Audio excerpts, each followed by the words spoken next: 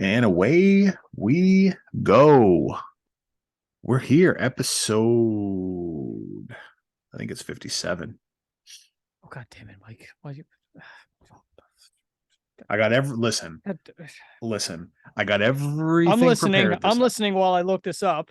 I've We're got currently good. 57. You're no 59. really. 57 was AJ Styles, and 58. Bailey not. Oh, Bailey's not a son of a bitch. Yeah, I gotta like re-click a few things on that one. That'll be out. Damn it. Yes. We'll see. God damn it, I'm way off. Well, son of a bitch. And this is why we call it In the Ring. I mean, yeah, but it's like no, but seriously, I have notes. This isn't a, call it in the ring, at least for this one. No, I'm just talking about the opening. I'm just talking about the the behind opening. the scenes.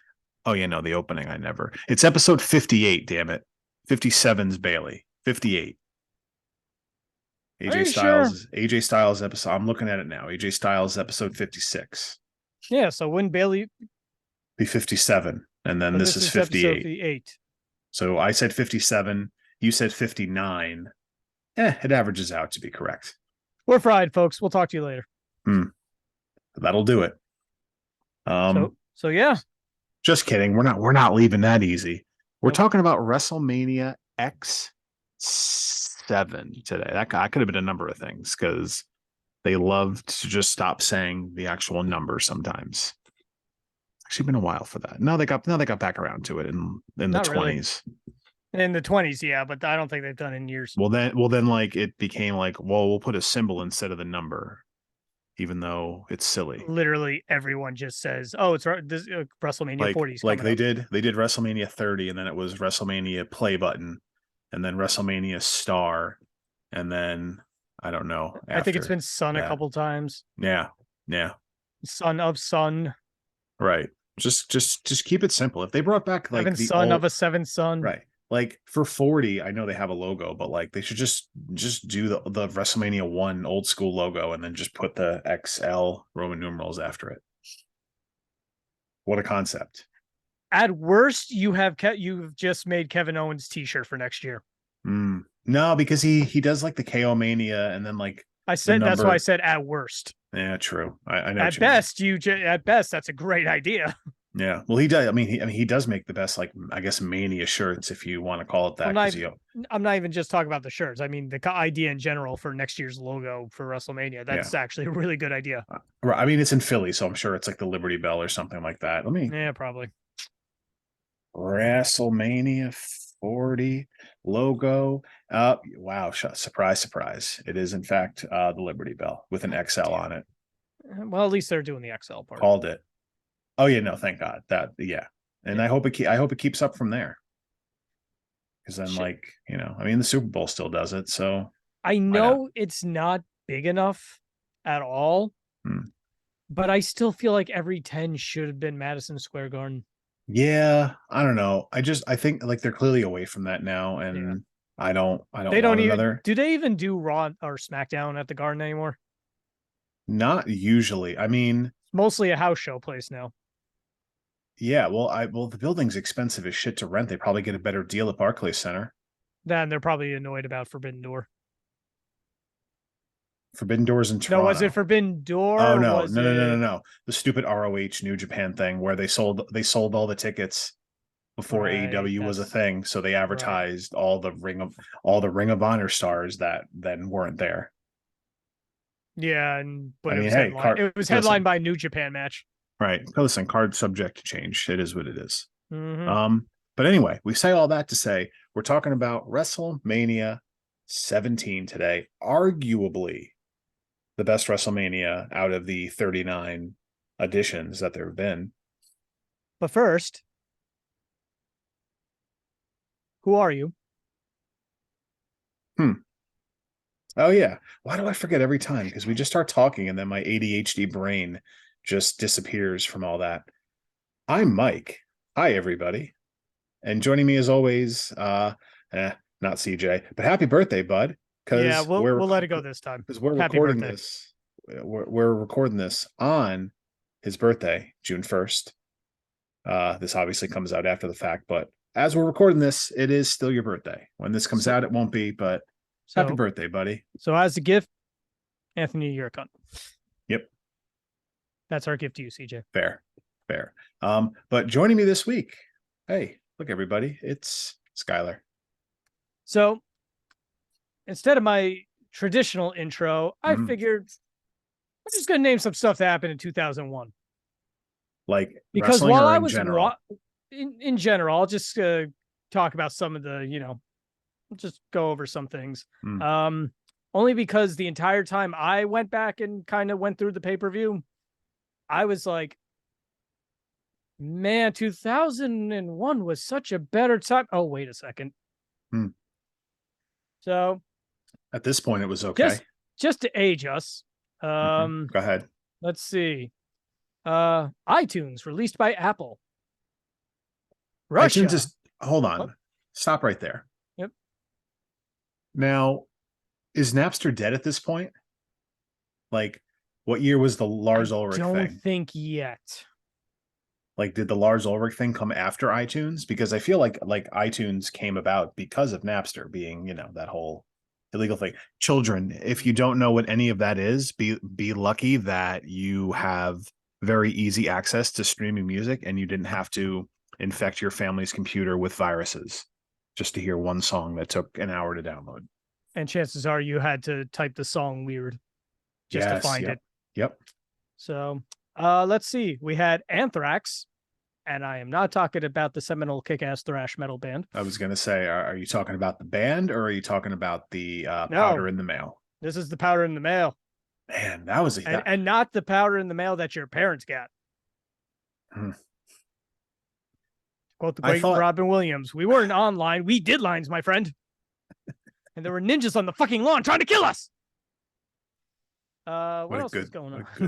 What a good special that was. I'm forgetting the name of it. I think it's just like for Live on Broadway or something. Oh, that's Live on Broadway. My favorite stand-up of all time. So good. I'll literally put that on to fall asleep sometimes. It's just so. Is it on amazing. Max or whatever? No, you can find the whole thing on YouTube easily. All right, I didn't know if it was like an HBO thing. Should be. Right. What else? We lost Dale Earnhardt, one of the greatest NASCAR racers of all time. That was wild. Oh no, wait! I don't think he. Yep, yeah. Because 2001. The crash. I remember this because earlier in that Daytona 500, there was like a 20-car pileup. Yep.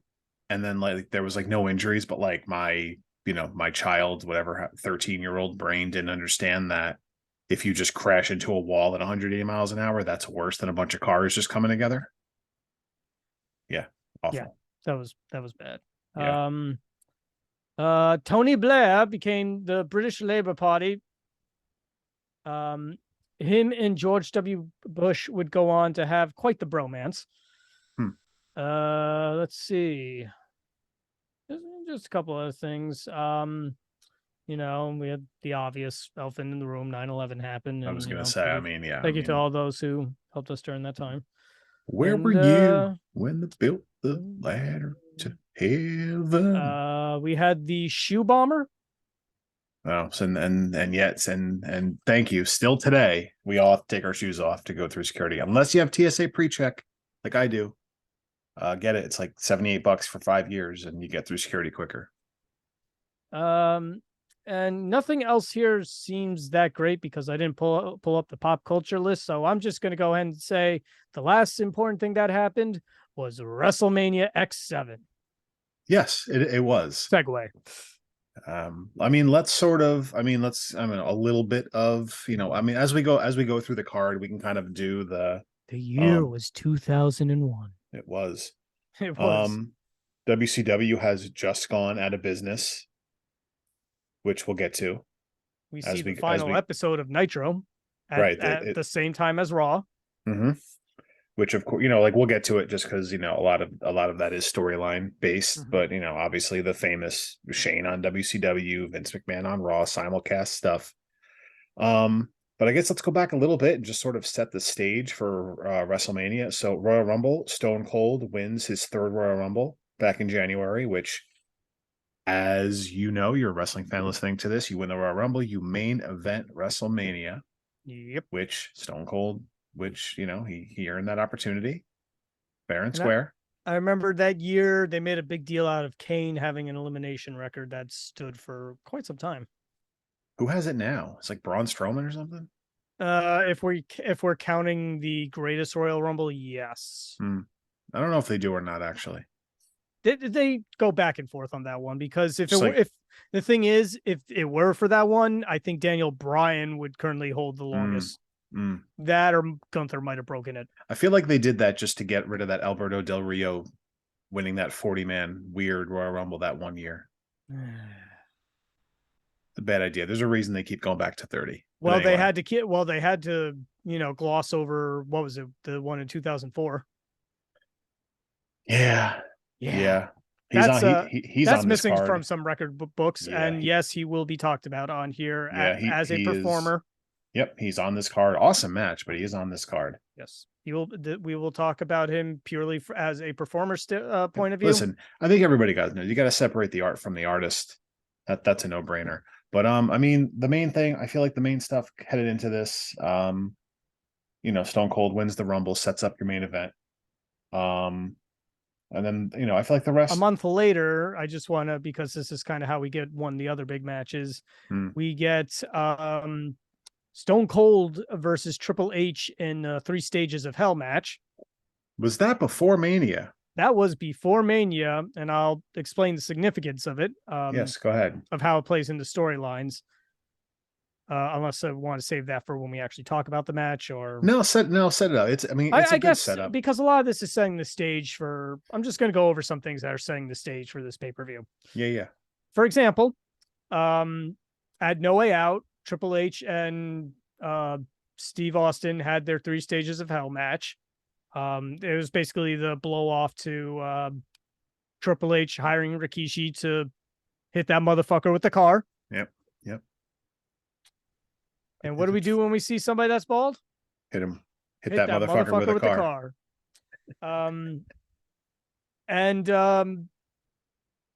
I believe it was a traditional wrestling match for the first fall, street fight for the second, and if it came to it, a cage match.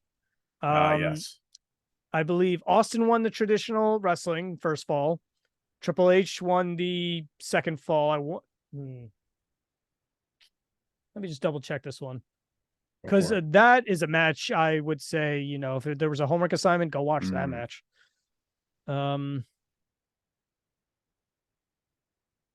Yeah, and then and then Triple H won the cage match, and Triple H came out on top, and the thing is he won, but Austin is going to WrestleMania to be in the main event, right? And basically, Triple H was pissed off that it's just like, I beat Rock, I just beat Austin. Right. What do I got? Why am I not in the main event?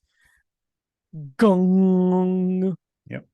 I'm a cowboy, badass in black. Taker comes out, says, "Hey, you never faced me," which on pay-per-view, at least on pay-per-view, to that point, Triple H and Undertaker have not faced each other. It's hysterical looking at this match at WrestleMania that their better WrestleMania match is more than a decade away. Yet, I feel slightly cheated when people exclude this match from their series, because this was a fucking good match. I thought so then, I think so now, and we'll talk about it. It is. I mean, listen, as far as like athletically, everybody's a decade plus younger at this point. So naturally, like you're able to do more, I suppose. Obviously wrestling a whole different thing. Obviously you could be older and have a great match, which they did at that whole HBK Triple H Taker. However, 29 and 30. I don't even know how many years it went on, honestly. 26. It was 27 and 28. Okay. Because HBK was 25 and 26. And then so 28 was the HBK as the referee blow off stuff, right? Yes. All right. So like all those years later. What should have been all of those people in the ring's last match. Yep. Because it would have been the send off. Yep. Then they just came back like nothing happened. Anyway. Yeah. Yep. Yep. Also at this thing, the streak really was not a thing yet. I was gonna get to that when we covered it. Honestly, I don't think the streak becomes a thing. I feel like the streak. I mean, I'll get out of the way now. I mean, we'll discuss a little more when we actually get to that match in the card. But the streak, like, it's just pure luck that this whole run even happened. Pretty much. I mean, it's obviously nothing new, but like one of those wins is a DQ. Right. But if he gets to if he's at like his third WrestleMania and he loses to whatever it is, you know what I mean? And then like none of this happens. Like, it's insane. Like, you figure this is almost a decade of WrestleManias in, and we're still not really giving it much thought. Right. So I think some people are like, oh yeah, he has yet to lose, but it wasn't like the streak. But like, even go like a few years prior to look at the streak. You look at 96 WrestleMania 12, he beats Diesel. You look at 13, he beats Psycho Sid. 14, he beats Kane. 15. I don't think he was on 15. How? No, was he? He may have been injured. I'm a year off. I know he was. No, I'm a year off he wasn't from on 16. He wasn't on 16. That's insane. I mean, 16. I guess WrestleMania 2000. I know he was injured. Nope. 15 was the Big Boss Man hanging from the cell. Oh yeah. By God, I wanted to forget. By God, they literally killed him. I wanted to forget. That's what happened. One of the worst matches ever. I mean, probably, but like how? But maybe not so much. I mean, but like top 5. Yeah, no, it was bad. It was bad. But like, yeah, no, I guess maybe take her 16. Maybe he wasn't on because he's 9-0 after WrestleMania 17, so he's definitely missing a year there. Right. So he wasn't at 2000. He was in right. Sorry, WrestleMania 2000, not 16. He had to put 16. Whatever. That pay-per-view sucked except for 1.5 matches. Yeah, not the best. I don't think we'll talk about it on this podcast much. No. It's funny because the year 2000 is very good. Yes, that is like one of the few misses, and go figure, it's WrestleMania. Actually, for the little poll that we did, one of the things I said was WWF in the year 2000. Right, because that's how much I want to talk about it. Except that pay-per-view. Listen, it's a better video game than pay-per-view. That's all you need to know. Fantastic fucking video game. Go listen to our video game episode in the archives. It's back there. It's in there somewhere. Yeah, and that's probably going to come up again now that Fight Forever is actually coming out. June 29th. I'm like, I don't know. I'll need to see more gameplay. I'll need to see. Yeah, I'm not. I'll need to see reviews and all that jazz first. So there will be no day one ish for me on that one. No, I'm not buying that. Like I said, I need reviews. I need all that jazz. So but, I'm just trying to think of some other things that kind of built up to this pay-per-view. Yeah. That's how we got to Undertaker and Triple H. Yeah. Meanwhile, and also at No Way Out in the main event, The Rock regained the WWF Championship from Kurt Angle in what was kind of a weird title reign. Yeah. Like it's like they wanted to put the belt on him because, the rookie year thing, it's like greatest rookie year thing. Sorry, Kurt, you're not the first real Eurocontinental champion. Just accept it. The Euro, man. We'll get to it with all the titles because there's a lot of them at this point. Well, no, this doesn't involve the titles. I'm just saying that with the championship, they gave him the WWF championship during his first year. Oh yeah, that was the storyline that they were playing, and I don't know, his title reign was just kind of weird. Well, I think a lot of guys' first title he would have better ones. Like, not everybody gets like a Shawn Michaels, first title reign where it's like, here's your big win at WrestleMania, carry it through most of the year, and all that stuff. Future episode idea: rookie championship runs. Your manager gets hit with a fucking camera and has a definite real heart attack. Mm-hmm. And then that causes you to lose and all that jazz. Yep. But anyway, and the Madison Square Garden crowd is going to go crazy for this old dude having a heart attack. Yep. Wrestling's the best. yes, it fucking is. God damn. Anyway, so while all that was happening, Kane was also feuding with the Big Show, and Triple H and Big Show were teaming up, and then all of a sudden Kane and Big Show happens. I'll sort of leave it at, not obviously like there's more than one storyline going on, but all the main storylines seem to intertwine together. Although TLC 2 was kind of just the three teams exchanging the titles within like 2 weeks, and the debuts of Spike Dudley and Rhino. That's true. All right, like but like I feel like between the title match, the Vince and Shane stuff, the Undertaker Triple H stuff. Oh, Vince and Shane. Which we'll, of course, we'll get to when we get to the match on the card. We'll go in order, but just I feel like a lot of stuff was intertwined. Like you have Vince McMahon and all these different storylines. You have Stephanie McMahon involved in all these different storylines. You want to know what a stupid storyline was during the main event build-up that I think they realized it too and squashed it quickly? There was a lot with... They were forcing... Vince forced Deborah to be The Rock's manager. They cover it in the highlight video before the match. Again, I don't think they even acknowledge it. I think they even realized after a week or two, it was like, this is a dumb fucking idea. No, they did get rid of it, but like it is at least like acknowledged, and they found their way out of it. But we'll get to it. Well, like I mean, hey, I saw it in the highlight package before the match, but we'll get to it when we cover that. But before we get to the main event of WrestleMania X-Seven, we have to start with the opening match in the show. Yes, we're live, pal, from Houston, Texas. Now, are we considering the opening match the actual card, or are we going to just quickly run through Sunday Night Heat? Well, I mean, I don't even know if that Sunday Night Heat's on. So kids, Sunday Night Heat. Tell them about the free-for-all while you're at it. Oh, God, no. We'll do that episode. Now, you see, kids, before your fancy cable boxes, you had to go to a channel on your TV to see what was on the other channels. Yes. And if it was called the preview channel. And if you missed it, if your channel scrolled off, you had to wait for it to come back around. And then so the bottom half was this little TV guide deal. Top half showed, like you said, previews and all that crap. Before Sunday Night Heat, they would have a free-for-all on the top half of the TV guide channel to pump the pay-per-view, promote the pay-per-view, and get you to buy it, pretty much. Oddly enough, that's how I discovered South Park. Huh. Yeah, they advertised. They had a little advertisement thing at the top. It's like, huh? What is? The fuck is this? Jesus versus Satan, huh?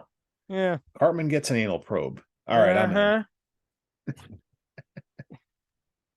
But anyway, so what happened on Sunday Night Heat? Because I have no clue.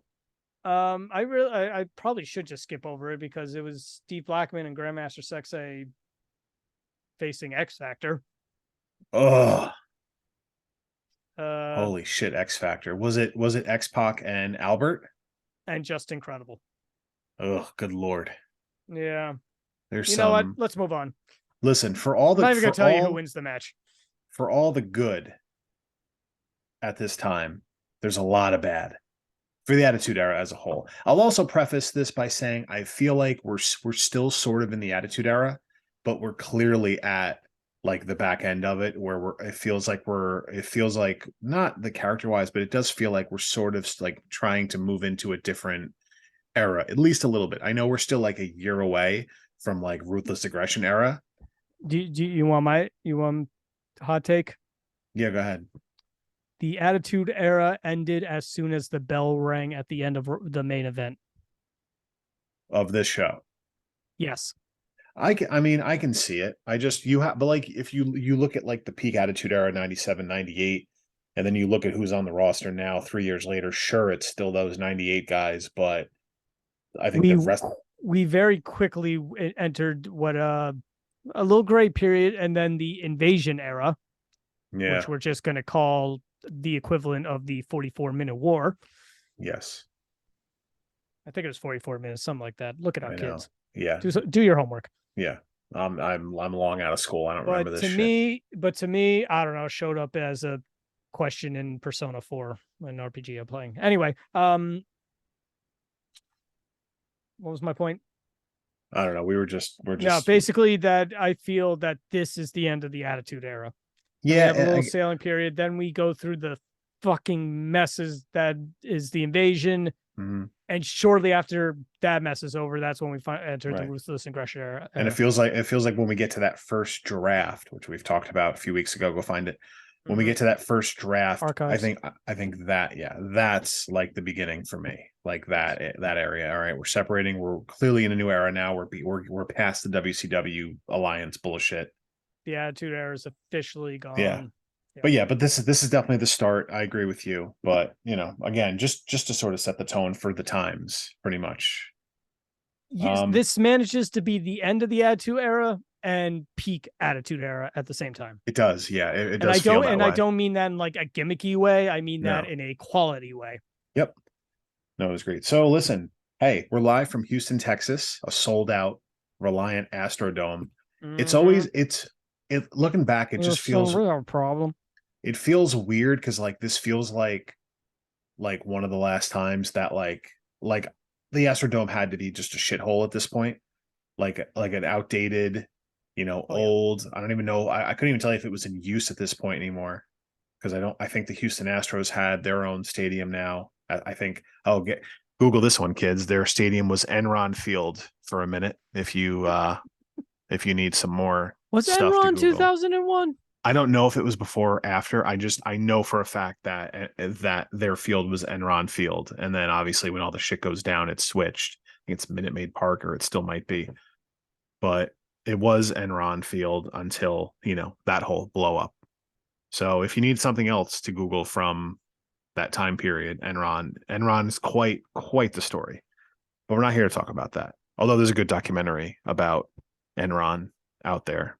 Smartest Guys in the Room, I think it's called. The one rule should be if you can't explain in one sentence what your company does, you don't get to be a company. Mm-hmm.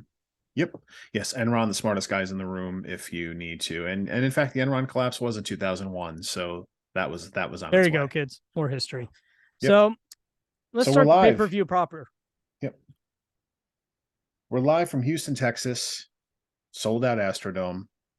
We get the package, of course, just right before the pay-per-view starts, to Limp Bizkit My Way, the theme song of Wrestlemania. Which, no matter what you think of that song, that package kicks ass. Yep, yeah, it does. But whether it's the pre-show or the one before the main event, it's all really good. Yep. But we open Wrestlemania X-Seven with an Intercontinental title match, Chris Jericho against Commissioner Regal. They show a little highlight package of those guys, including, I think, the clip everyone's seen of Jericho pissing in Regal's tea. Mm-hmm. Who he then drinks it. The match is fine. It's a good opener. Yeah. For the people that are involved, it is purely fine. Right. I don't think you're gonna get a bad match out of those two at this time. I think 2 years earlier you would have gotten like a fucking classic out of them. Yeah.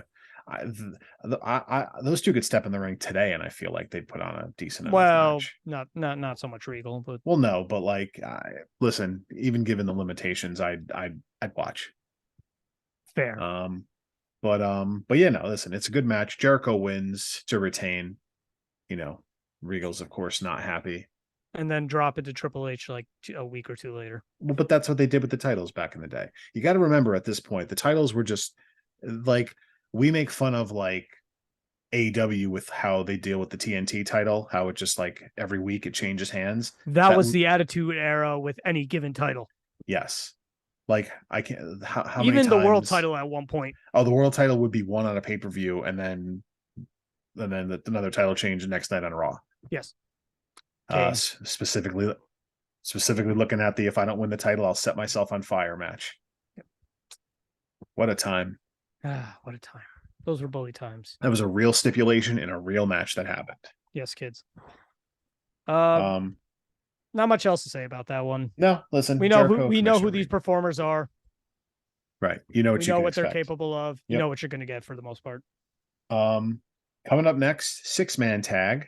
Boy, it's been a long time since I heard the theme music, but fucking A, Right to Censor really was like a great heel team. And it's like, and what makes it even worse is that you have to hear that song at a WrestleMania where the ramp is insanely long. So you get to hear that. You get to hear that garbage for a long time.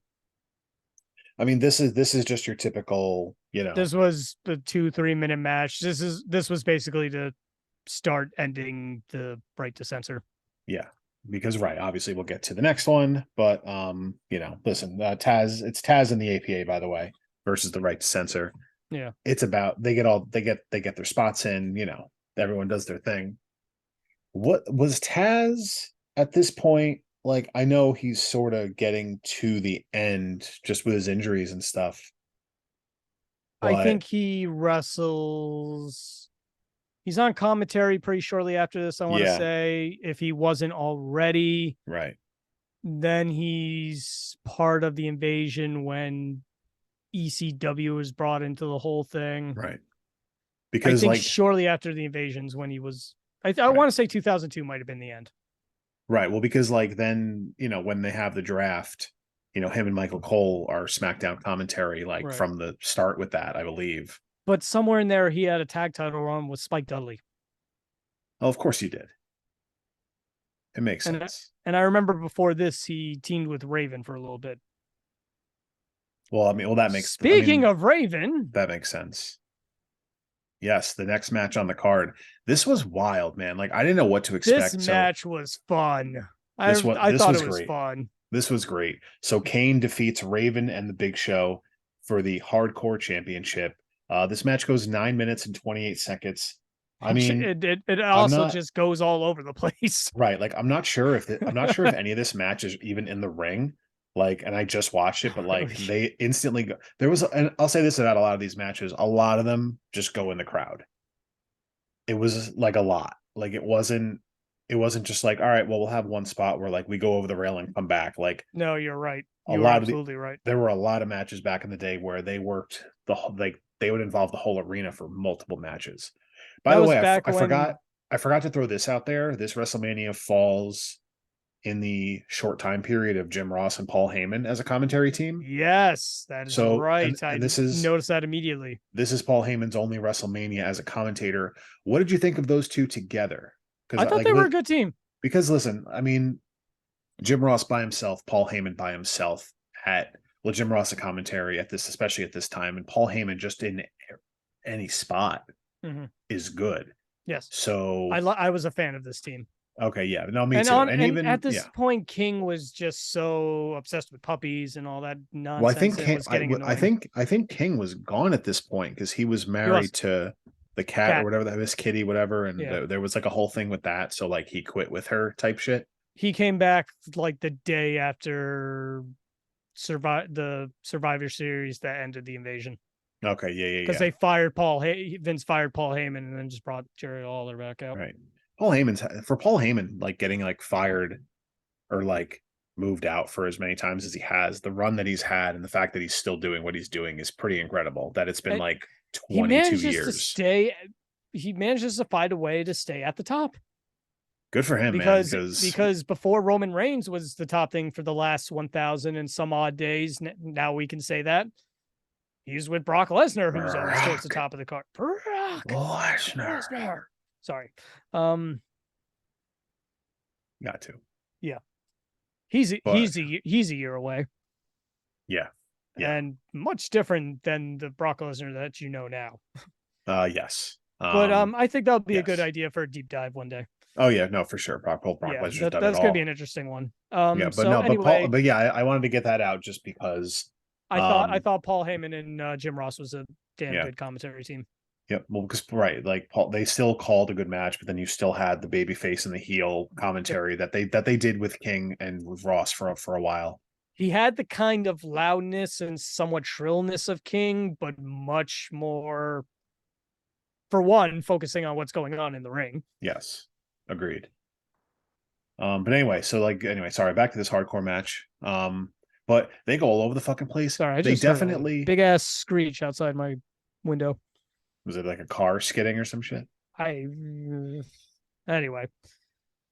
So this match goes all over the place. Yeah. There's a golf cart at one point. Oh man, they fucking, but I feel it seems like they clearly put up a fake, not fake, but a throwaway, makeshift, here's a bunch of drywall. Can you guys just go through it for this match? Some part of that was botched. I'm trying to remember what happened. There I think like was, the cart might have not stopped or I think something no, like it that. was that, but like there's at one point like Raven gets put through that the glass pane window, Mhm. which looked painful as hell. Mhm. But yeah, there is one point where like I think Raven tries to hop on the golf cart, and then like there's like a little lip in the concrete, and he just drives it off that into like the mesh fencing. Yep. Like like no one got hurt, but you definitely are like, ooh, he should have stopped. Because I think honestly, because like I think Big Show hops on the back of it, and it's like Yep. those golf carts can only do so much with like all the weight on it. Yep. So And it's then like Kane followed in with another golf cart, which he did not crash. and he ran Although, well, into he Raven. well, okay, fine. He technically crashed it, but he did that was supposed to happen. Yes. They fight their way back out into the crowd. They're at the Um, ramp. they're at the ramp. There was like these little like platform looking things on either side of it, which again, Mhm. clearly there was like padding inside of the one, which Yes. fine. I don't know. People are wrestling fans are very weird about like those certain high spots where like there's protection for the wrestlers. It's just like I'm not sure what you want. Like again, I'll jump ahead. I look at the Chris Jericho like spot with the cardboard with the obvious like cardboard boxes to break his fall, Mhm. and everyone like they probably could have done a better job of setting it up. But it's like do you want these people to take 20-foot bumps and just land Do on you want to be able to concrete? watch these people next week Right. It's or like the week people after? like, but like I can just picture that because then to end the match, Kane dives off and does a leg drop on everybody. Which It's was like, kind of neat to see. oh yeah, no, go no, like this match. It's a 9-minute match. Go out your way to watch it because everyone just beats the shit out of each other for 9 minutes. It's fun. It's just a It fun is match. right, I and thought it was again, fun then. right, I still think it's a fun match and it now. was great. I forgot all about this, and that this is a fun match. So yeah, Kane is, and it's funny you mentioned earlier before we started talking about this how like Kane and the Big Show are sort of feuding a bit with like the Undertaker Triple H. They're like sort of Big intertwined in Show that was hardcore storyline, champion. right? And Kane it's funny, cost him like, the title to Raven, and then yep, Raven just got thrown in there, which in the right, end turned out to be a fun idea. right. Well, that's Raven's wheelhouse. Like, Yeah. I mean, I don't know if this is the only WrestleMania Raven was on. I don't know if he was on it the year after or before or Nope. whatever. And I just want to go ahead and say that, man, they fucked his run up. What was the ceiling for him though in I don't, WWE? I don't know. They could have. I mean, well, imagine that character right now. True. Well, I mean, there was like 8,000 titles. So, I mean, you never know what he, could have done, At but least could have been an Intercontinental Champion. maybe. I thought he could have European. had a good run near the top. I agree. I agree. Maybe it could have been just because I was such a fan of the CCW work. That's true. I think that's So, a problem. I think a lot of times people do stuff in other promotions. It's sort but of, then afterwards, he went to NWA TNA and he did some decent work there. he was a champ there eventually, I think. Yeah, he won the title and then lost it at like a house show. Yeah, that's fair. It is what it is. Yeah. But Anyway, anyway, so fun yeah, match. fun, Moving a on. really, really fun hardcore match for sure. Speaking of two-man championships, Yes, right. And the next one, and again, not to say this is a bad match at all. You have Eddie Guerrero involved, but the European title is on the line. It's Test, who is the champ going into it, versus Eddie Guerrero with Perry Saturn, who, by the way, when he first enters, I'm like, is I'm like wearing a like he's wearing the Buff Bagwell hat. Yep. So I'm like Buff Bagwell, and then I had to remember, the Radicals was still kind of a thing. I think at that point they Well, were maybe they were like reunited. right, because you have Perry Saturn. The match is fine, like for what it is, but like in the end, you have Dean Malenko come out and like have the distraction, Mm-hmm. and then Eddie Guerrero pins Test, wins the European title. Nothing to like write home about. Like it's fine. It's fine. Like I said, It was I a think match. I think Test's ceiling was only so high overall. I for some reason I thought Test had a very high ceiling, and in I think retrospect, I was wrong. I think right. I think they thought he did, and I think over time it just well like there Realized they didn't. that's a whole that like his maybe inability or newness was why he sort of got taken out of that I'm storyline pretty years prior with sure. Stephanie and I'm all pretty that. sure they wanted to make him WCW champion, That makes sense. and he did win. He was holding the Intercontinental and Tag Team titles I think he also during was the Invasion at future. the same time. He was a future ECW champ as well, if I'm not mistaken. No, He never got won a that. pay-per-view shot. That match lasted less than 5 minutes, and in like either like a count out or DQ. Let's move on. Fair. But anyway, Eddie Guerrero wins this match. He's the European champion. Radicals are cursed. Yeah. Even though Dean Malenko's doing okay as an agent, still. Yeah. No, listen, I'm with you. I'm with you. Speaking of which, the next match. It's an awesome match. We're going to talk. It's an awesome match. Let's just get the disclaimer out of the way. We're about to talk about Chris Benoit. Yeah, we are. I mean, listen, he was on it. It's funny how, like, I never, like, when I watch old wrestling, I know he's on these shows. And I know to separate, like, the art from the artist type of thing. But, man, sometimes, like, I see him on the screen and I'm just like, ugh, man. Like, especially if you watch something from, like maybe like a couple of months prior to the whole thing. Like if you're watching like the 05, 06 stuff, you're just like because you just look at him and you're like, God, like how just fucked up is he right now? Like, doesn't excuse it, but it's just like he just keeps going and keeps going, man. But anyway, Kurt Angle defeats Chris Benoit. The match goes 14 minutes and 10 seconds. This was a total Mad Tech classic. Yeah. I think the main storyline with this is just, Kurt Angle. Better? Exactly. It's like, who's better? There's like spots where like Kurt Angle, like Benoit made Kurt Angle tap and the whole Angle going the heel thing. Like, well, technically it wasn't a match and technically it doesn't count if I tap and there's not a match and there's not a referee and there's not, blah, blah, blah. So Kurt Angle's, the typical heel stuff he's done forever. He's just doing it, to the extreme here. I always find it funny when they bring up the Kurt Angle never tapped out thing. When I remember on a total random episode of Raw, he tapped out to Chris Jericho in an Intercontinental title match. Oh, yeah. Yeah.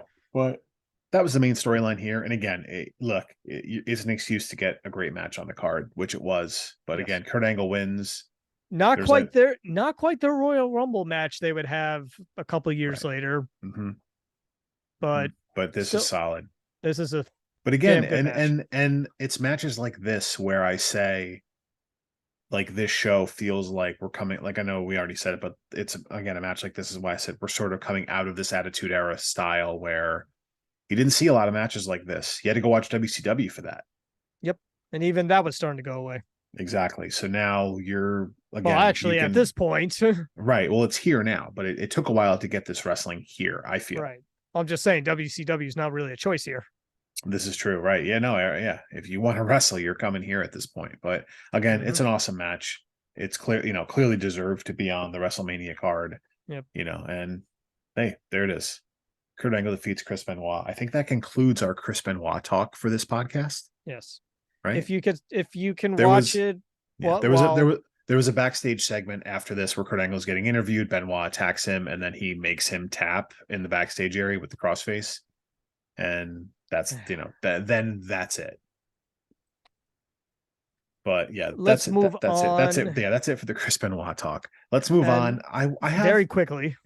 Well, I mean, I have a couple things. So, all right. So it's the women. Yeah, I kind of have some things too. It's the women's title. So Chyna defeats Ivory for the title. The match 2.5 minutes. It's essentially a squash match. I don't think it's an absolute squash match. Chyna doesn't break a sweat. She wins the women's title. This feels like the pinfall. It's like the foot pinfall, I think. Yeah. It feels it's a weird spot. Like, I feel like Chyna's peak popularity was like SummerSlam 99. Yeah, it was like a and year maybe and a little bit with the Latino heat stuff. Yeah, but like it feels like, and it's funny because they mentioned on the broadcast how it's Chyna's first shot at the women's title, which is like, I don't know. I mean, I don't know when else she had a shot. Royal Rumble. The whole storyline was she had a neck problem. At the Royal Rumble, she had a shot. She did her handspring elbow thing and collapsed. Neck was done. So this was the rematch. I don't know. They didn't really bring it up. They did the whole like Val Venus pile drove her and hurt her neck spot in the highlight package before. Yeah, but that's stuff. But anyway, so by the way, we get to hear the Right to Censor theme again for the second time as Ivory comes out, and then Chyna comes out. Chyna comes out with that weird fucking pyro gun. That never made sense to me. How she would shoot the pyro out of it or whatever. I kind of never got that. I feel like just have pyro or don't. I guess it's something different. Shawn Michaels tried to use the same thing a few years later, and it just didn't work. Yep. But I don't know. It's just Rock had a flamethrower one. Oh man, yeah. Yeah, but maybe we don't let everyone just use a prop. I mean, it worked. It didn't backfire on this. It's just a weird thing to me. Yeah. It feels like it just feels like weird timing to do all this after they spent all this time like thinking, oh, could China be the world champ? And they did the whole thing with the Intercontinental title, Yep. a year and a half prior, almost 2 years prior to this. I don't No, know. she also won it again at SummerSlam 2000. Right. So like, I don't know. It just feels like weird timing to me. And I know they had like the whole Playboy stuff with her. So I'm sure a lot of that had to do with why she's, not why she's getting the push. Like she was, clearly over enough. See, kids, back in the day, there was this magazine called Playboy. Now that it is that point. I mean, yeah, like how you kids can just go to any website you want for free. Back in the day, you had to, sneak that magazine and hide it somewhere. I was saying we weren't old enough to go buy it at the time, so you had to and at the time, WWF may have lent them. Yeah. Listen, go look it up. Yeah. China was in Playboy, Sable was in Playboy, Tori Wilson was in Playboy. Tori Wilson and Sable together. That's true. Maria Kanellis was. Yep. I think that was the last one. Nah, I think there's one other, but Maria? No. Maria, I said that. No, Chrissy Hemme? Oh, there you go. Yep. And then not Ashley Marisson. No. I thought she did. Maybe she did. I think she did. So my takeaway from this match is basically that I feel women's wrestling was set back just a little bit more than it already had been at this point. Well, I mean, shit. We're more than a decade out from there being actual women's wrestling, not just bra and panties matches. Yep. Actually, well, again, and again, the whole thing with the right to censor, and then there's like a shot in the highlight video of like Ivory that doesn't want to be in a bra and panties match, and then she just gets her clothes ripped off for the big pop. Yeah. That's what women's wrestling was in 2001. And even then it was back. Not right. It was a piss break. They were nowhere close to having any kind of women's match anywhere close to the main event of WrestleMania. I will say months later would be the first time that Trish Stratus would win the title. That was and we would start to see some things. You had to start. You had Trish There's Stratus, a reason why Trish is regarded as one of the best. Yeah. You had Victoria, you had Molly Holly at the time. But you had Trish, like she busted her ass and improved. Well, you're still okay. You're still about and you had Lita. Right. You're still about 4 years away from that Trish Lita Raw main event. Which was in 2005, I believe. Damn. Yeah.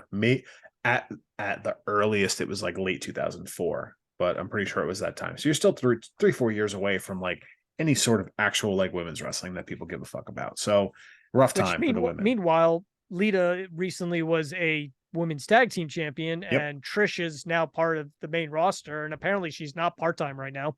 No, she's been on Raw every week. So and apparently she's trying to give a rub to Cora Jade, who, you know what? Sure. Wait, Cora Jade, right? Listen, we say this to say women's wrestling has come a long way from the one match that was on this card. And sure. Oh, and Jacqueline was involved in that APA match earlier. You can give that, but that's it for the women on this show. Yes. And Stephanie and Linda. Actually, we're about to get to the last women on the show. So this next match. Yes. Yeah. This was a fucking good match. Let me see.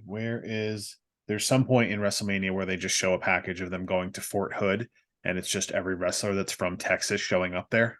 Mm-hmm. And it was kind of funny for the time, but just show WWE always supports the troops. Yes, they always have. But you heard that. So Vince McMahon versus Shane McMahon. Now, a lot of stuff going on that I forgot about. With the special guest ref. Oh, that's right. Mick Foley, the special guest referee. Mm-hmm. Now, there was a lot of things I noticed, more so in the highlight package. There was a lot of shit going on with this storyline. So again, the kid in me didn't understand that Linda McMahon was just heavily medicated. I just like my kid brain just thought, oh, she's just like this for some reason. Me not realizing, oh, they're giving her meds to make her in this state, which I didn't realize the meds thing until after the fact, but I did think Exactly. like she Well, was why would you medically. understand it if you're a random young teenager? I Like, did think she was medically catatonic. right, I just for right, some reason thought it was more like that much shock than it right, was. exactly. Which is Let's like you're let's married to Vince McMahon. I mean, how right. shocked can you really get? Let's not forget all the Trish Stratus stuff, which that infamous segment from Raw where she's stripping and then barking like a dog in the ring. That goes on Yeah, for this. The one line I heard Vince say that they put in the highlight package was to Shane was, "I'll never forgive your mother for giving birth to you," which I was howling because it's just fucking hilarious. yes, it Obviously, is. The Shane buys WCW stuff, which everybody's seen that clip a million times. Mm-hmm. And I also did notice that Shane's entrance, he comes out to No Chance in Hell. This is prior to Here Comes the Money, which I did not know. I was like, some stuff now I'm clueless Just on, prior. but I'm right. Like clearly it's shortly after this. But I'm pretty sure once we get into the invasion, that's when Here Comes the Money comes around. right. But I'm like, No Chance in Hell. I don't remember this. But listen, and then it's your typical Vince McMahon, versus Your insert typical person here. McMahon Right. It's just your typical street McMahon fight. street fight. You can Yeah, look at this. You can look at Vince had an I Quit match with Stephanie like 2 years after this. He had that did happen. yeah, he did. He had a he had a pretty good he had a match with Ric Flair like a year later. That was a good match. That was a good And then match. he had a match with Hulk Hogan the following year, was it? That was also a good match. And That then was that Roddy Piper showed up at the match, and that was yes, like at the right. time there was like no chance in hell that would Right. ever But happen. like I say all this to say like it's if you've seen one Vince McMahon street They fight, find a way to make them right. entertaining. You've seen them all, but they're entertaining. Yes. So it's like Vince and Shane do their typical stuff. Shane with his, jumping off the top rope through a table. Surprise, surprise. This is when Shane starts pulling out the Rob Van Dam. Yeah, he does. The moveset. Oh yeah, no, for sure. But I don't think we have the shooting Shane press yet, but no, but I mean, and then like obviously this match culminates. You have Trish Stratus and Stephanie have their cat fight, and then they get out of there. And then wouldn't you know it, Linda McMahon's is not actually comatose. nope. She gets up, she kicks Vince in the balls. The genetic jackhammer has been neutralized. Yep. And then Mick Foley gets involved. He's hitting Vince. And then it is of course the younger of the McMahons that comes away with it. By a fucking van Terminator, which at the time was like, are you shitting me? Yep. The match goes doing it. Yeah. The match goes 14 minutes and 11 seconds, and it was great. Like a lot of this, like I said, I don't really think we're throwing criticisms out. I think we're nitpicking, if anything else. But for a show that, for a lot of stuff that from 22 years later doesn't hold up as well, the show fucking holds up so far. Yes. And we're 8 matches in. Agreed. And the 9th one. Well, oh no, the 8th one actually. Sorry. Well, I mean, technically, if you want to count that Sunday Night Heat match, is 9. But no, the 8th match Sunday on the main card, it's TLC 2. I guess I'll maybe say I don't. Should this have like opened the show? Like I think I'm nitpicking about the pacing of this show, but I think maybe today TLC might open the show. Like if you're laying out this card today, they might go open the show and kill it and get the crowd hot. But if you wanted to get experimental, you could always have them headline. Except, well, TLC is not a pay-per-view anymore. No, that's true. They did get rid of it. Thank God. If there was, I would have been like, "What the hell? Let them headline." Seriously. But I mean, listen. I think considering what matches are still left, basically 2 main events, but a cool off match after this, I think it's fine. Oh yeah, no. Listen, the match is great. Like I said, I'm trying to nitpick something here. Right. If I can talk about the layout, but listen, Edge and Christian defeat the Dudley Boys and the Hardy Boys for the tag team titles in TLC 2. It goes 15 minutes and 50 seconds.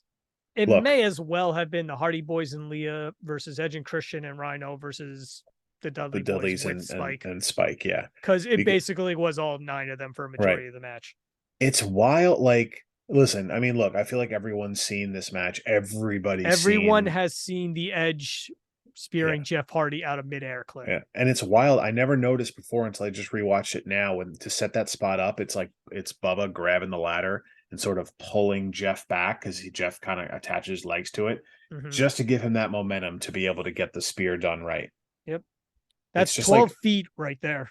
Yeah, and it's like it's insane that they're just like, all right, a spear. Even there's a few spots where they're like where like multiple guys are just hanging from the little like the cable or whatever, and one that's real trusting of that to have, because at one point I think Devon and one I'm forgetting who was with him, like hanging from, they're like both hanging from it at the same time, and I'm like, that's you're very trusting of that setup.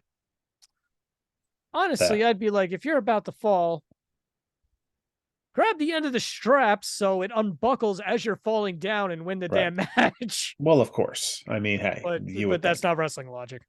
Well, the wrestling logic is you can run around and do moves, but it takes you 7 minutes to climb a ladder. So, yes, but and then they translated that to the video games.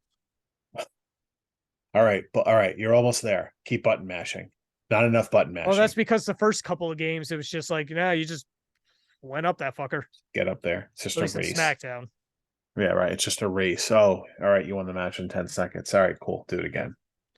So yeah, that the end of a trilogy of influential matches. I think the only thing for me was maybe it's the Hardy mark in me, but Edge and Christian won all three of them. It's just like, well, what about the other? I don't know. I doubt that would have happened today. Again, it's logic. I don't know. Maybe it just didn't matter at the time. Yeah. But listen, it's TLC. Again, I think it's not to like not take a lot of time on this match, but it's one of those where like we can spend a whole podcast talking about all the TLC matches. Yes. So it's like it's not that there isn't much to say. It's just I feel like everybody's seen this. Everybody's seen the memorable clips. Like, even if you're not a wrestling fan, I feel like at some point you've seen Edge spear Jeff Hardy, in midair. Yes. So listen, it's awesome. The match holds up today. 22 years later, it's, there's some stuff like Jeff trying to walk. Like there's one spot if you want to understand why Jeff Hardy is fucked up today. Yeah. Well, there's one spot where Jeff is just trying to there's 3 ladders set up. He's trying to walk across all 3. And it's just, I'll say the coordination, because if that's me trying to do that and one of those ladders tips, I'm just going to break my neck. And he's able to all right, I'm standing on the second one. Shit, it moved. All right. And then he dives onto the third one and sort of rides it down and lands, no issue. So it's okay. I don't know how you did that, but hey, you didn't break your neck, so cool. Yes. But I don't know, man. Awesome. Again, Edge and Christian win. The Dudleys were the champs at the time. I feel like sometimes that even gets overlooked a little bit because the belts are hanging there. I think people also forget that they walked into the original ladder match as champions. Yeah, true. And they had only been in the WWE 6 months at that point. WWF. That's true. I mean, they were established at that point, though. Everyone knew who they were. Yeah, they were a big deal when they showed up. But I didn't get that.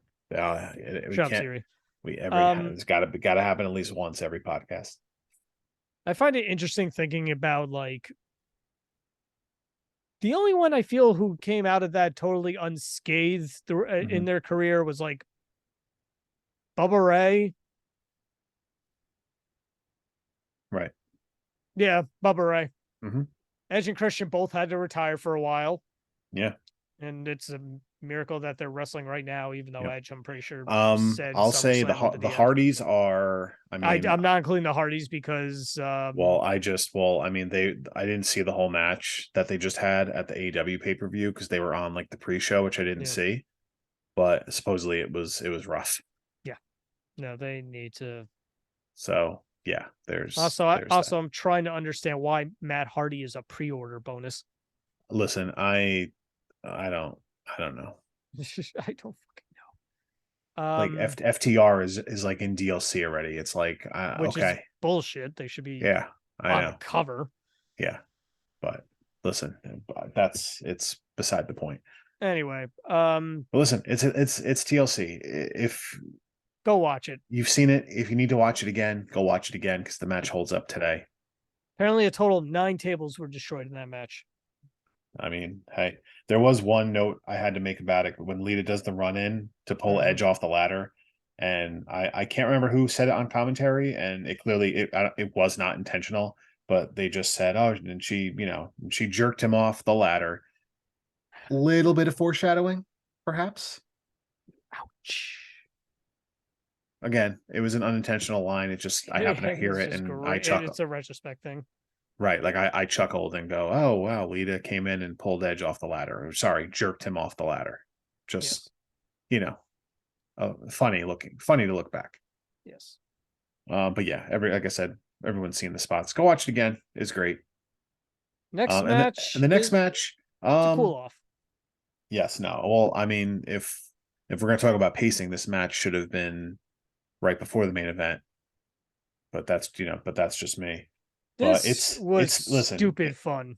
Oh, hold on. I have one more thing to say. So before the gimmick battle royal, they showed like a highlight package of Access. And they kind of make a point, which by the way, Access back in the day, I mean, Access was fun when I went to it. So back in the day, it looked like a lot of the same stuff. One thing that was missing at the Access I went to that was back in the day was they had like a play-by-play booth where you could like do your own commentary, which that would have been fun. That I didn't get to do that, but everything else looked cool. They made a point to say that some guy paid $205 for a custom Mr. Sacco, and by today's standards, that feels like a bargain because every wrestler under the sun, it feels like they charge like it doesn't matter who you are, everyone charges like $20 for an autograph, $20 for a picture, whatever. And it's like, this dude got a custom Mr. Sacco, $205. Doesn't seem so bad. And it went to a good cause. Yes. So it's like, I thought that was kind of funny, being how, like I said, every indie wrestler on the planet probably overcharges for their autograph. Hey, listen, make your money, but it's not for me. Yes. But, I had to get that out of the way just because I thought that was hysterical that they made such a big deal out of it. But hey, I hope that guy still has the custom Mr. Sacco all these years later. Anyway, the gimmick battle royal.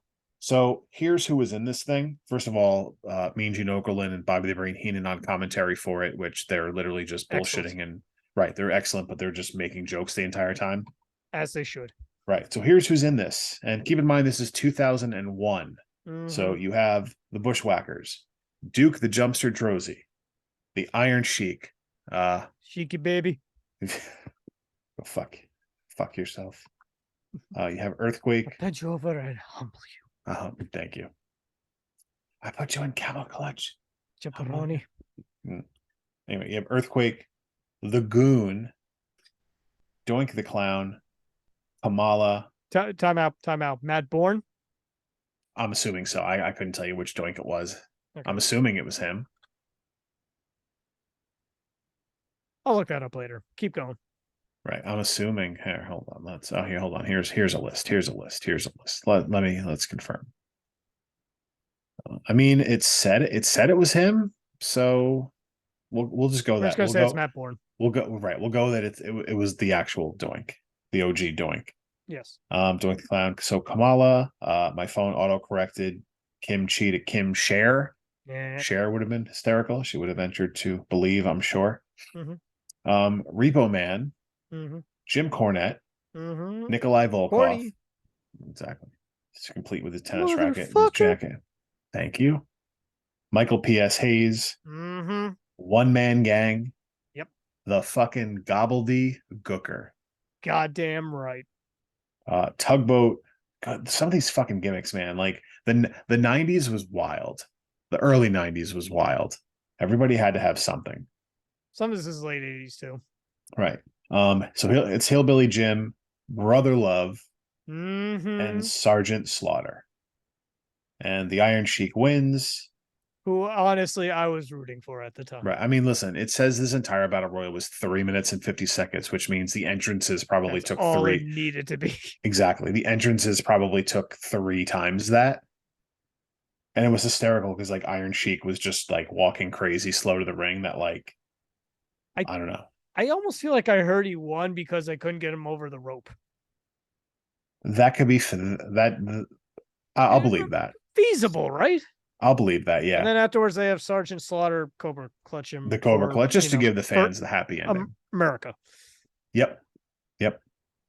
But not all the time though. We didn't forget Sergeant Slaughter. Nope. We remember. You went to the dark side. And cost us a better main event at WrestleMania. Fair. Anyway, the gimmick battle royal was fun. Yeah. And then we get down to penultimates. Right. Undertaker versus Triple H. I did not realize Motorhead performed at this one as well. That is correct. My other question happened again. God damn it, Siri. Shut the hell up. I mean, Hunter was good friends with Lemmy, so. Oh, yeah. Now, I guess my question is for Lemmy, not if, but how much Jack Daniels prior to that performance? If you had to guess. Dude, he was just made of Jack Daniels since at least 1978. Fair. All of it. Lemmy's the only guy of it. Like Lemmy's the only one where you can sort of barely make out what he's saying, but it's awesome. Yet somehow you kind of know what he's saying. No, right. Everybody knows the words, but it's like when he does it live, it's just a whole different thing. And you're like, I was just talking about him talking in general. Well, okay. Right. Well, that's true. That's true.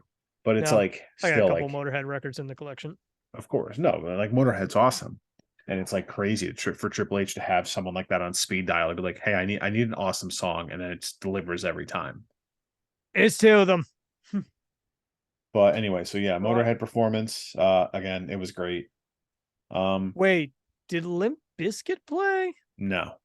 That wasn't this year. No, Limp Bizkit performed 2 years later. Wait, was he still coming out to Kid Rock? I forget the song. Well, yeah, I forgot. I forget the song because also when you rewatch stuff on Peacock, they maybe not Undertaker, but they double out of the songs over. Right. Like if it was licensed way back when. Mm-hmm. Basically, don't go watch any ECW show on Peacock because none of the music will be there. Nope. But or One Night Stand 05 when they only got Enter Sandman for like the live show. Yep. But anyway, which is funny because Metallica would go on to contribute a bunch of other stuff. Yeah, I know. Go figure. Especially the Cell got its own entrance to Metallica. I know. One funny thing I caught was in the Vince and Shane match, the Spanish announce table got destroyed. So I noticed in this that they had this is before those breakaway tables that they could just put back together. So they just gave them like a little shit table to put their stuff back on, and then Triple H very softly went through it, and it was like, well, there's 2 Spanish announce tables gone. We're out now. I remember the first time they ever showed how they had announce tables for every fucking country. Mm-hmm. And I think I literally said out loud, how many fucking tables are getting destroyed tonight? Mm-hmm. Mm-hmm. Well, right. They used to introduce they'd have Spanish, they'd have French, they'd have, Funaki. Arabic, Japan. Right. Number one. Funaki's a treasure. So, and I loved. This is a great match. It's a great match. I loved the ending sequence of you have the ref bump because Triple H trying to use a sledgehammer a bunch, and then you have the ref pulling it away from him. And I love you have the ref bump, you have the tombstone. Obviously, there's no count, right? And then you have him set up for the last ride, and in the motion, Triple H grabs the sledgehammer off, is able to hit him while he's in the air, and then another kick out, gets the last ride again, gets the pin, and then we mentioned this before. It's only after the match you hear Jim Ross say, "Now the Undertaker is 9-0 at WrestleMania." Yep. So even though someone's thinking about this, it's not prevalent yet. It is not the streak trademark. No. And we're still a ways away from it really. What year did it become hey man, the streak, it's I'm going to end the streak. The following year, against Ric Flair, after he won, he raised all of his fingers slowly to indicate 10 wins. Right. And I'm pretty sure it wasn't long after that. It had been within a year or two. Because I specifically remember And I think maybe 19 was the first time they made a big deal because he went against Big Show and A Train in a handicap match. That's the weird fucking thing. Because he was supposed to Because have it's like, supposed to be Heinrich. no, it was like Nathan Jones or Sean Oh, okay, O'Hare. Nathan Jones, whatever. Exactly. They both. But exactly. Well, there's a reason they made it a handicap match. Right. But I think that was the first time they were like, yeah, no, the streak. Can the Undertaker extend? But it still wasn't like a big deal like it got to be. But I don't know, man. But again, even if you're in one of these random matches and you're like, all right, well, Triple H is going over because it matters for the story later on or something. Nope. Like they could have like, what if they just for at a fluke were like, all right, you lose tonight. It's always funny to me. It's just dumb luck. It'll never happen again. But Undertaker beats Triple H. Awesome match. Again, like we said at the top, everyone talks Does about not get enough love. Well, right. I feel it should be up there with the And two matches that would come later how on. it doesn't, because on a WrestleMania that's considered, if One of not the the greatest best, shows of all time. right? If not the best WrestleMania, top 3, top 2, whatever. It's funny that this match sort of gets lost, and it's the co-main event. It's not like it's some third match on the card that you forget about. It goes on second to last. But listen, Undertaker beats Triple H, and listen, we made it. It's the match everybody came here for. Stone Cold Steve Austin challenging The Rock for the WWF Championship. Part Now, two. right, and again, before the match, you get the Limp Bizkit My Way package. Again, everybody go watch that if you have to. They announced right before the entrances that this is now a no disqualification match, which I That mean, was some bullshit that they would pull at like a bunch of WrestleManias. yeah, and it's like grit. Listen, it worked for what the match became, but the commentator is doing a great selling job of like, well, when was this no DQ? And again, watching this match back, there was a lot of, I'll get to it, but the one thing I forgot, the Stone Cold Disturbed version of Glass Shatters, which I forgot how awesome. I forgot how awesome that was. Yo, I had that CD. Disturbed in the early 2000s was good. I Say what you remember seeing want. them at the Civic Center, and it was a really fun time. I'm sure it was. I'm pretty sure they're still touring because now everybody, all those 20-year-old bands are still going out there. I got They're opening for somebody. If you check your local amphitheater, whatever venue, summer, they're schedule, there somewhere. right? Like you'll get like you may not know it. It may not be 2000s. there yet, but it will be eventually. Random. But last year I noticed, and maybe I didn't realize how big they were, but I was checking like the MetLife Stadium schedule and saw Rammstein was playing MetLife. Mm-hmm. I had no clue that they were massive enough still. Oh yeah, that they'd be playing MetLife. I've just been Madison Square Garden is like a normal thing for them. Which is that I don't know, man. That seems crazy to me. The other thing is that for a while they just would not tour over here. I get it. Build up that demand. I think there was a time period where it's just like, yeah, I don't blame you. No, that's true. Well, again, it has nothing to do with anything we're talking about. Just a thing that popped up. But so this match is a fucking classic, except for that fucking ending. I'm gonna disagree with you. I think looking back on it, I think at the time, and I think you can look at the end result of the heel turn and Austin McMahon sort of working together. You can look at it as a flop just because the crowd refused to like boo Austin. But I don't think it's a terrible idea. They spend all these years feuding. So it's like, why? I'll say the only weird thing, and again, I think it wasn't as prevalent back in the day where like Austin, having been champ before, the storyline would have made sense had maybe Austin had never won the title. With the way history played out, that wasn't going to happen. No, I get that. But it's one of those like, it's like, well, you've won the title before, or maybe I guess that's part of the story. You've won the title before, and now you can't get it. And so now I'll do anything I can to get that title back. I guess that makes sense. But I mean, I didn't hate it. I'll explain yeah my biggest issue. Right. So we listen, and there was an I'll say, knowing the end result and then watching this match back, there's a few things that I noticed that was sort of maybe setting up Austin being just a heel, not just like the, asshole character stuff, like, I don't accept rules. With the no DQ stuff, they had their spots with, The Rock having Austin the sharpshooter, and then he gets to the ropes and they're calling for the rope break, and The Rock breaks it, which is more of a babyface thing to do in a no DQ match. And then when he flipped it, Austin refused to break the hold. He just flipped off Earl Hebner. Right. But like, I guess in Stone Cold fashion, but more of a heel move, I suppose. There were seeds planted throughout the match to sort of have that double turn that was happening, that ended up happening. So I don't know. It was interesting. But listen, a lot of the classic Rock Stone Cold stuff, like using using each other's finishers and stuff like that. And then you have not many people sell the stunner like The Rock sells the stunner. Right. Except when Austin Theory does it's a thing of art. When Austin Theory does it, he's overselling. But when oh no, Austin Theory's he's a new contender for. People bitched about that. It was like so funny to me. Nope, I loved how he took it. No, so did I. But anyway, so you Pat McAfee is up there too now. Exactly. That was a fantastic sell. Oh, he did a great job. But you eventually have McMahon come down to ringside. Everyone probably thinks after a fucking fantastic match. Exactly. He ain't done yet, pal. He comes down. You assume he's here to help The Rock, right? Mm-hmm. And then you have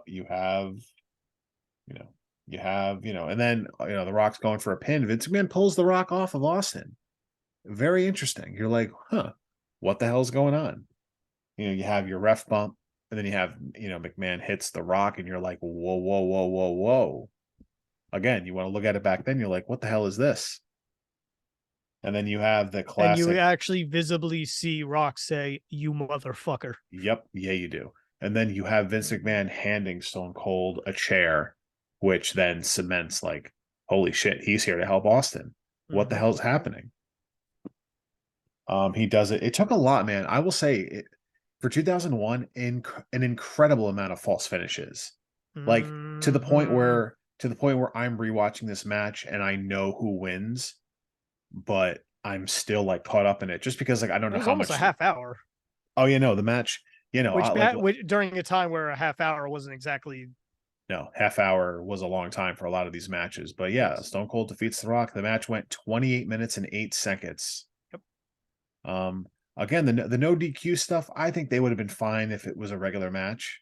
I think it should have been a regular match, but the I agree. DQ thing basically played into the finish. Right. Well, because then again, you figure that's Vince McMahon must have made the call, knowing in hindsight, Vince McMahon must have made the call before the match, right before, on the fly, and then all that shit happens. But it's funny that they did a lot of the, I'll say, no DQ stuff with the ref down to a point. Like they made the point of like, all right, here's the ref bump. Okay, now Vince McMahon can come and interfere. But then like they were just using the chair later towards the end. But incredible false finishes. Like there were like a few where I'm like, well, all right, here's where the match ends. And The Rock kicks out after like a stunner and a chair shot and this and that. And then Austin just beats him down with a chair, finally gets the win and the title. And then, God damn it, Vince McMahon and Stone Cold shake hands. I don't looking back on it again. I think my gripe was, why then? And I know there's a million ways you can answer that. Right. I almost felt like, why not send them home happy and do this another night?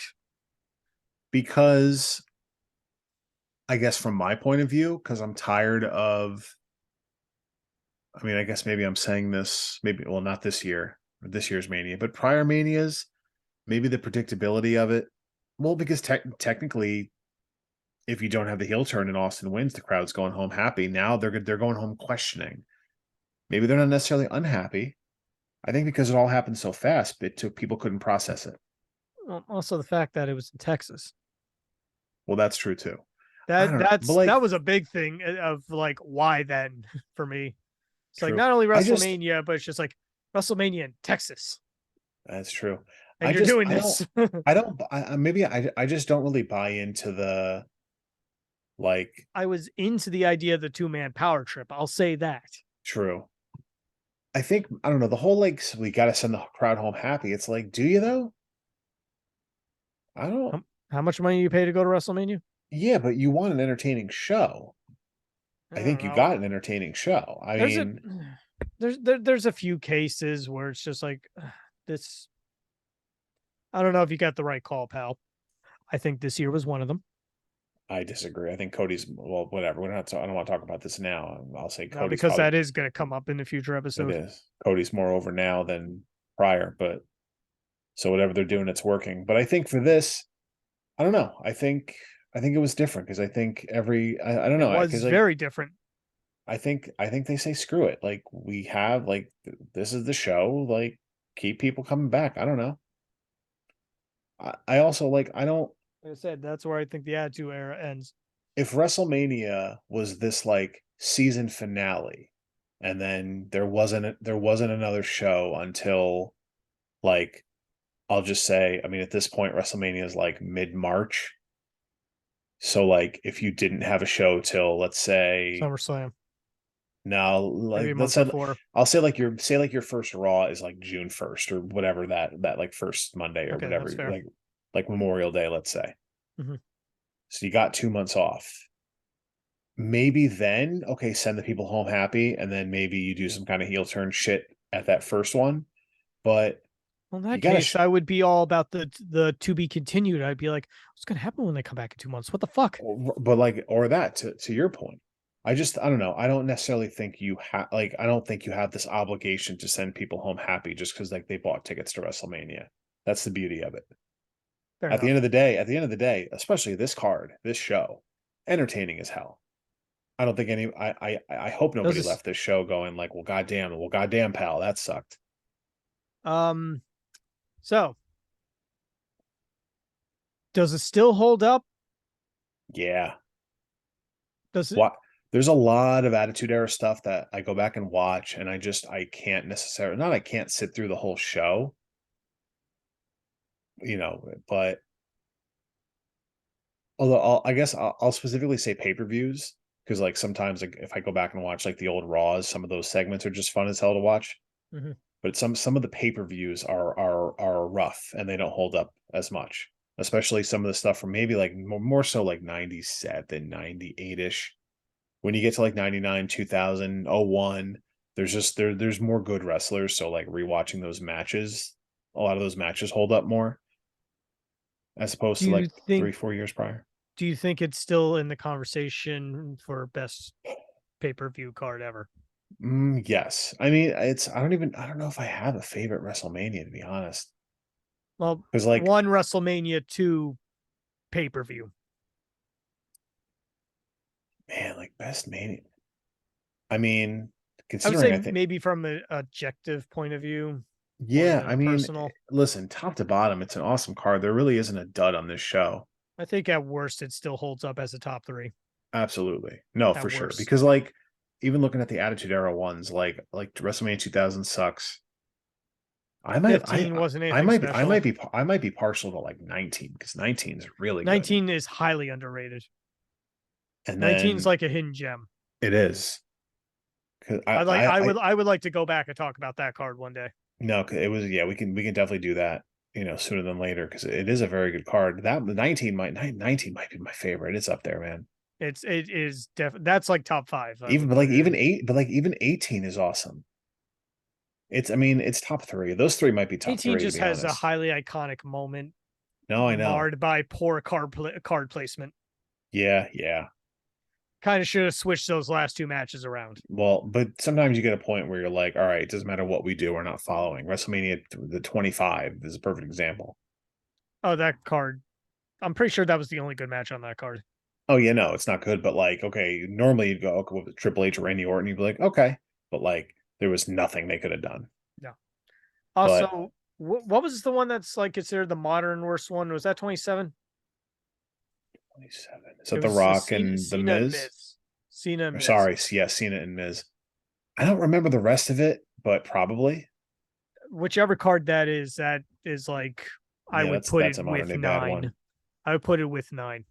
I don't count the empty arena one. Nah, that I didn't like unfortunate circumstances.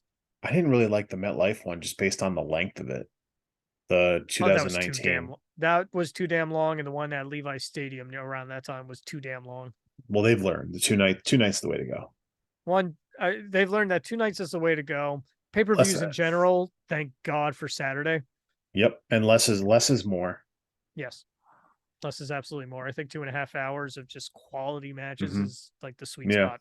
But this show comes in at like 3 hours and 45 minutes, but it's fine, entertaining. Yeah, nah, man, this is but this was also back when you expected, like, most pay-per-views were 3 hours. Yeah. Shortly beforehand, if it was in your house, it was 2 hours. Yeah. But most pay-per-views were 3 hours, and you knew that WrestleMania was 4 or 5 hours. Right. Like, you kind of knew that at the time. That's why you paid an extra $10-15. And they were already expensive. I actually watched this one. I like remembered. I bet if I go through like old shit, I probably have a VHS. I probably have like the ticket stub, because I went to, obviously not the show, but I went to WWF New York and watched it there, which I can, well, like the way I like to watch stuff now, I don't necessarily like, for wrestling, I don't really necessarily like watching with a giant group of people or like out somewhere anymore, because you lose so much of it. You miss. I'm good with the group of 4 to 7. Yes, exactly. Like a smaller group. But like, I don't like, if nothing else, I was happy for the network / Peacock, because it eliminated having to go out and watch it if I didn't want to spend $50 on a pay-per-view. But going out and watching it, you're missing, what does the crowd sound like? What is, you can't hear promos. You can't, it's so like, the way I watch now is just, either by myself or with a handful of people. Right. But like that, I remember it was fun at the time. Of course, it was the only time I ever really went there for anything, and it was a good time. But like, looking back, I think if you offered me that today, I'd probably go, I'll probably just stay home. Yeah. But I remember, probably something in the fridge that'll give me less gas later. Also that. Well, I was also fucking, what was I, 13? Or more. I was also 13. You can do whatever you want when you're 13. Right. You can eat for days and just, nope, I'm good. You still have metabolism. Yeah, fucking lucky. But listen, this shit holds up. It's an awesome card. Definitely go watch it. It's one of the best. And like, just again, I actually watched through the whole show. Go figure. I actually made the point to research fully what we were talking about in this podcast. That's a rarity. I just remember so much of this. This is one of the few pay-per-views that, like, as I mentioned before we went on the air, this is one of the few pay-per-views where I've like sat and watched through multiple times. Oh yeah. I'm honestly when we're done with this, I'm probably going to start watching 19, which you should do the same, because we will talk about that in the future. I think 19 is going to come up very soon. Yeah, we'll have it in our poll. If you can, I'll put it. I'll have to put our newer Discord in the link tree. So you can come and chat about wrestling. We do have a wrestling channel on it. Yes. I'll put the link in our link tree. You can check it. It's on the Instagram profile at 6Man Tag Podcast on Instagram. You can find the link tree there to everything you need. Any more final thoughts on this? I mean, I don't really want to get too deep into what happens after this. I mean, that's for another time. Two-man power trip, all that fun stuff. Exactly. But but again, like, we know the end result of like Austin. Like, listen, they tried with Austin as a heel. Austin was in no, he was supposed to be, it was a whole thing. But the heel turn just didn't work out. We got what out of it? I honestly feel like that's probably the highlight. I feel like this is the beginning of the end for Austin as far as being an in-ring performer goes. Yeah. Well, I mean, we know his injury history. We know we're about a year plus away from the walkout. Right. So, no, you're right. Even when he returned from the walkout and had one final, sorry, there was something there that was weird. Even when he came back, I can't think of many memorable matches from him. Yeah. Oh no, wait. The Rocket 19. No. Well, that was his original final match. Yeah. Until he came back and managed to have a damn good match with Kevin Owens. Yeah, he did. But no, because I remember there was Austin and Angle at SummerSlam that year, which was basically my match of the year. Aside from, once again, a bullshit finish. Mm-hmm. No, he would have. I would say he'd have another solid year in him. Now that I actually sit down and think about it. Yeah. And then afterwards, it was kind of the beginning of the end of. He didn't really do much notable until the WrestleMania. Basically around the time of the walkout. Yeah. And he came back. He was doing shit with like Eric Bischoff and all this other shit. So it was, it was, and then it just got to the point where it's like, all right, well, I can just show up once in a while, get a big pop, and go home. Yeah. Yeah. Once he was done in the ring after that match with Rock at 19, which also. Yep. Well, then he did that. Well, then he did the Condemned, and he did the Longest Yard and other random movies. And, hey, listen, they tried with the Condemned. It's certainly no Battle Royal or whatever the Japanese movie it's based on. Yes. With children, but I digress. Yes. All right. I think I made my final thoughts on this show. It is extremely kick-ass show. Go watch it. No, it holds up big time. It's awesome. Like I said, go watch it. It's on. Listen, all this shit's on Peacock. Just get it. Watch all the old wrestling, like we do. It's a fucking great show, man. Holds up. I was thoroughly entertained again 22 years later. Not much more to say. Like I said, future podcasts for the aftermath of this, but I can say, hey, they tried with the Austin heel turn. Maybe I'm in the minority where looking back on it, it doesn't seem like it's so bad. I'm sure I hated it at the time, but looking back, hey, they tried. I would love to see something like that for like the first time as like someone in my 30s with, okay, I get the whole wrestling thing and everything. I think major injury also derailed the point of that heel turn. And that's true too. But I don't know. I guess I can look back and say, hey, that look, they tried. It seemed like the way to go after 4 years of feuding. When you knew what the end game originally was, which was supposed to be face Triple H versus heel Austin at Mania, the net following Mania, right? It makes more sense. It does. So unfortunately, Triple H had tore his quad right off the friggin' bone. Sure did. In one of the greatest Raw matches of all time. Yep. Quick speaking of wrestling clips, everybody on the planet has seen. I think everyone's seen Triple H tear his quad at least the first time. Yes, if not any of the following times. Right. Everybody's seen Vince McMahon tear his quads at the Rumble. I think everybody's seen Shane blow out his quad or whatever he did at this year's Mania. Kevin Nash in that tag match. Yes, everybody's seen tags in, just falls. Yep. Back out. There's certain clips that everybody's seen, whether you're a wrestling fan or not. And like I said, some of this stuff from this show is that the spear off the ladder, blah, blah, blah. It's a memorable show. I remember them showing Seth Rollins knee buckling at a house show like a bunch of times. Oh yeah. That was, it's rough to watch those injuries sometimes, but the show's of course you do, but the show's awesome. It stands up to the test of time.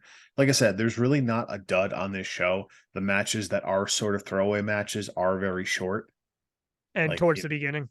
Exactly. It's not like you didn't get, you didn't get a 20-minute right to censor match, then, it builds nicely. It starts you off with a couple, snacks, nothing major, right. A nice little start, nice little appetizer with the Intercontinental title match, couple snacks in between, and then you get Kurt Angle. Yeah, it flows well. Actually, there's one dud on the match, which would be China and Ivory. True, but for the time, it was. For the time, what'd you expect? For the time, it was again a 2-minute squash match. You can't be again. If those two went 15 minutes, you'd be like, all right, enough of this already. No offense to them, but everything else was paced accordingly, properly. Yep. In the place it was meant to be. Yep. It was a great show. Like I said, and it was the start of them once again doing stadiums because like obviously that's how Mania, got to at least, whether it was 3, well then Atlantic City for 2 years, but then the Sky Dome and then the Hoosier Dome and all that other shit. And then they were doing for fuck's sake, WrestleMania 11 was at the Hartford Civic Center. And that place holds maybe 11,000 people tops. Think of where the first few Manias were. Yeah, right. Well, like the Garden, and then the three city bullshit. I think Trump Tower 2 years in a row. Yep, 4 and 5. And I think one of those was not by choice. Well, I think they said they got a good deal on the building. That's why they did it twice. They also said the problem with that I don't crowd. think they couldn't sell out the buildings. Well, either. that's what I said. A lot of the tickets were comp, so I think a lot of the Yeah. crowd could have sucked for those shows just because it's all the casino people going. I guess I'll go to WrestleMania. I'm pretty sure WrestleMania 4 was just like the crowd is just nothing. Right. Well, he probably burned out if it was that the one night tournament The where tournament, all right, yeah. well, all right, I'll watch Macho Man 4 times. But whatever. But and then yeah, so like to see, like the start of the stadiums again. And I know they went back to arenas for a little bit, because 17, 18, 19 were all at stadiums, and then 20, 21, 22 were at arenas, and then maybe they get back to stadiums at like 23 or 24, and then it's been all stadiums since. So to see where WrestleMania and to see that WrestleMania has gotten to the point where cities bid on it like they did with the Super Bowl. Yep. Because it gives the city that much of an economic boost for the week or weekend or whatever. You can also say this show was sort of the start of that again, I guess. And show was the start of a lot of things. To see where we are. No, it's right. It's certainly it's an unforgettable show. It certainly kind of shifted the landscape a little bit, kind of got the boom going again. Think of some of the crazy shit that happens now because of TLC. Oh my God, yeah. Well, it's so ingrained in us. We're so spoiled. Nobody cares anymore. Something like Kurt Angle and Chris Benoit now is not unusual. No, and a spot, a spear off the ladder, which was unbelievable at that time, happens, once a week now, or something of that equivalent. But I digress. And Rock and Austin, that was towards the end of a period where the company actually built stars instead of built the brand. Yep. Yeah. Right. Right. It was, you could put WWF at the time, but whatever. Oh, Stone Cold versus The Rock. All right, I'm there. Exactly. But it's a great show. It holds up. And I'm happy we talked about it. And I'm happy I got to go back and watch that show because it is still awesome. We can't say it enough. Great show. Go watch it. All right, let's get our plugs in and let's sprinkle some crack on this episode, which is this is episode 58. I'll say it again. Even though if you heard us at the beginning, none of us fucking knew. So thanks for listening to episode 58. You can find this podcast on social media. You can find it on Instagram, as I mentioned earlier, at 6Man Tag Podcast. You can find us on Twitter at 6Man Tag. As always, check both of those bios for the link tree. That'll get you your links to the YouTubes and the Apple and Spotify and the Discord that I'm going to throw in there, so you can join and go to the wrestling channel and give your opinions. But yeah, you can do all that and do all the fun subscribe stuff and leave a comment or a like if you must. We'd appreciate it. Also, you can follow the Paperweight Project, follow the Paperweight Broadcast, Hootin' and Hollerin' Podcast. I think I'm going to make an appearance on that fun podcast at some point in the near future. A lot of fun stuff, man. Just check it all out. You stream anything on Twitch? Still developing, or wait and see? I kind of want to see how Fight Forever is. Fair. In the meantime, I'm usually hanging around in aforementioned Discord. Yes. Join. Just want to chat or post memes. That's the main purpose. That happens sometimes too. Yeah, but anyway, this is good shit this week. Wrestlemania X-Seven in the books. Hey, join us next week. I don't know what the episode's going to be. We'll put a poll up in the Discord, so if you join, you can vote. Let your opinion be known about what do you want to hear on this show. You tell us. Yes, that's the beauty of wrestling. There's so much. The episodes will never stop. That's why we like doing this format. Thanks. But again, for Skylar, I'm Mike. Thanks for listening to us drone on about WrestleMania X-Seven. One of the best of all time. Hey, till next time. Too sweet. Peace. Thumbs up. I don't. What do I do with my hands? I don't know. Hit end record. Oh shit! I should do that. Bye-bye.